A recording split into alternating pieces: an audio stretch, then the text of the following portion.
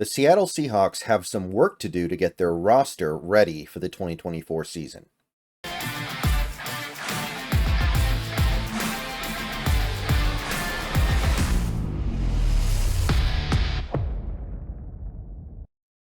What's going on, everybody? Good morning. We have made it to Monday, the Monday after the preseason, and a very important Monday for many members of the Seattle Seahawks because the big roster cutdown is here. The big cutdown to 53 is here, and I got this tweet on screen from Spotrac here where they give some upcoming key dates, and he kind of gives dates for the next 365 days or so, a little bit less technically. Next, I don't know, 7 months you could say.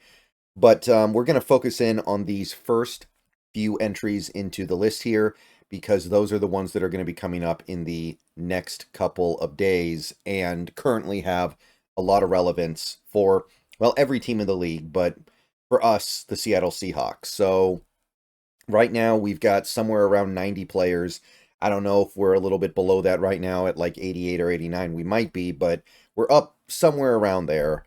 And we got to get down to 53. And we need to do it by tomorrow. Today is the 26th. Tomorrow is the 27th. And the 27th is the deadline. I don't know if there's an exact time for when the rosters need to be cut down. If there is, I'm guessing it would be something like 5 p.m. Eastern, so 2 p.m. Pacific. So if that's the case, you've got what, 30? Yeah, you've got like 30 hours from the upload of this video. You've got that 29 hours from the upload of this video. So as of the recording of this video, it hasn't started yet, but by the time you watch this video, it may have already started. A lot of the roster cuts are going to be obvious and clear and not particularly painful, but some of them will be. Some of them will be tough. We're going to lose some players that we like, and only some of those players that we lose that we like are going to make it back to the practice squad. So it's a big day, and it's a sobering day for a lot of these guys who have worked so hard to make the NFL, but rules are rules. And hopefully one day the NFL realizes that when you add extra games to the schedule, you should also be adding extra roster spots, but they haven't done it yet, so we're still at 53. Excuse me. So, taking a look at this, tomorrow is the deadline, so we're probably going to be getting a bunch of cuts today, and then probably a bunch of cuts tomorrow. Maybe they'll do it all at once. We'll see, but that's the likely timeline that I suspect we're looking at here. And then the next day, so Wednesday, at 4 p.m. Eastern, so 1 p.m. Pacific, final cut waivers expire, which basically means that teams can, until this point, make claims on the players that get released. So let's say the Seattle Seahawks release a player that has looked pretty good this preseason, like Easop Winston. And a team like the, I don't know, the Baltimore Ravens look at Easop Winston and they're like, wow, we really like that guy. Let's put in a waiver claim on him.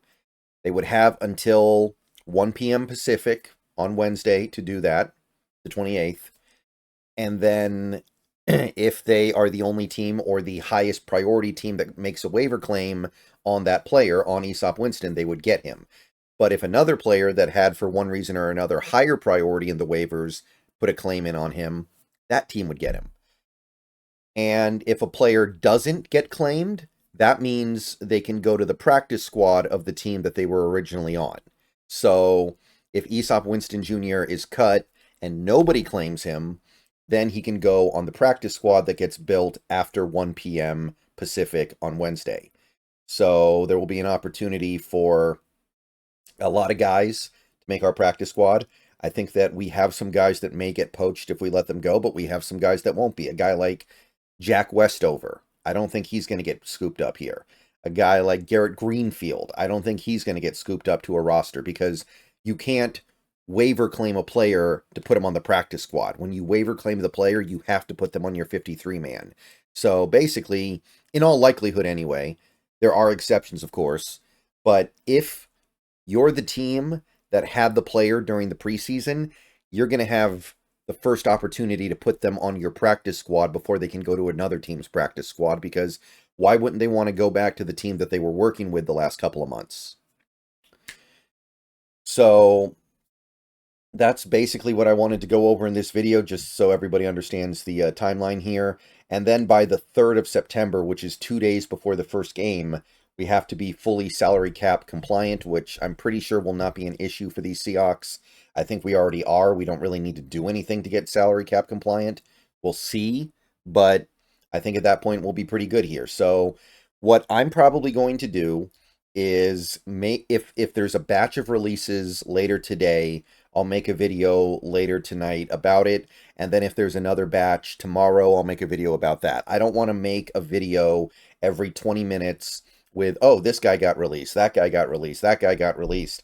I don't want to make one video for every single release we do. I'll do it in a batch. And if this team so happens to choose to do their entire release at once, or they decide to kind of throw it all out there in the same half-hour window, then we'll just have the one video. If they decide to do it in a few different batches, then I'll make a few different videos, but I'm not trying to flood the channel with like 25 videos today every time they announce a release. And I don't think teams typically do it that way anyway. They do things in bunches when we actually get the announcement. So we'll see exactly how it goes, but will be some videos on this over the next 29 hours. I think it's 29. Okay. In theory, anyway. In theory. I don't know what the literal deadline is. It might actually be the 4 p.m. They might actually consider it 4 p.m. Eastern the day before the waivers expire. So if it's that, then that. So then it would be 28. So we're really running out of time. And yeah, I think that's really about it here. And then we just are waiting until the season starts. Now, I posted and went over my depth chart projection before the Browns game. There are definitely some things that are delicate here. A lot of it isn't. A lot of it's very obvious.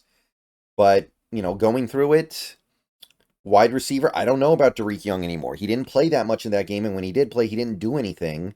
Now, is that because we already know he's going to make the team and don't need to give him tape, but we're trying to give guys like Winston and Cody White tape? Maybe. Maybe we just feel like we want to give those guys an opportunity to make plays so another team picks them up because we know we're going to release them. I don't know. It's hard to get a feel for this kind of stuff when you have a new coach. That new coach is not going to look at things the way you're used to your coach looking at it because you were so used to the old guy and how he would look at things. Right? I also don't know about Stone Forsythe at this point. Could Michael Jarrell take his spot? Maybe.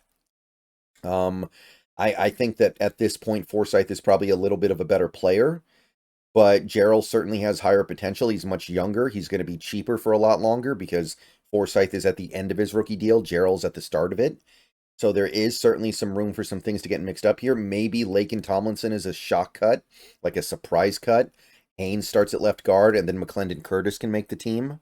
There is some flexibility here for sure. And then you have things like Abraham Lucas starting the season on IR. So definitely some things that could shake up the offense a little bit. Overall, I'm going to stick to what I said, and we'll see how much I get right and how much I get wrong. But I am very much aware that there's plenty of opportunity for things to get shaken up at the back end of this depth chart. Most of it, like I said, I think is going to be relatively stable, though.